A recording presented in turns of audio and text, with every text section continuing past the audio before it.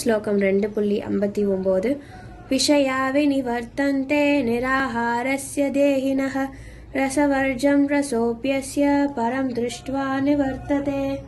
உடல் பெற்ற ஆத்மாவை புலனின்பத்திலிருந்து கட்டுப்படுத்தினாலும் புலனுணர்ச்சி பொருட்களுக்கான சுவை அப்படியே இருக்கும்.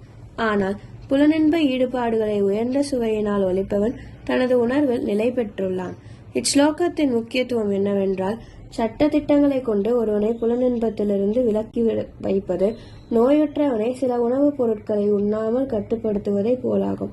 நோயாளி அத்தகைய தடையை விரும்பவும் இல்லை, உணவுப் பொருட்களுக்கான தனது சுவையை இழக்கவும் இல்லை. அதுபோல யமா நியமா ஆசனா பிராணாயாமா பிரத்யாகார தாரணா தியானா மற்றும் இதர வழிமுறைகளை கொண்ட அஷ்டாங்க யோகத்தை போன்ற ஆன்மீக பயிற்சிகளின் மூலம் புலன்களை அடக்குதல் உயர்ந்த ஞானம் இல்லாமல் சிற்றறிவுடன் செயல்படுபவர்களுக்கு சிபாரிசு செய்யப்பட்டுள்ளது. ஆனால் கிருஷ்ண பக்தியில் முன்னேற்றம் அடைந்து முழுமுதற் கடவுள் கிருஷ்ணரின் அழகை ருசித்தவனுக்கு உயிரற்ற பௌதிக பொருட்களின் மீது எந்தவித ருசியும் இருக்காது. அப்போது அவன் பௌதிக பொருட்களுக்கான தனது சுவையை தானாக இழந்து விடுகிறான். ஹரே கிருஷ்ணா.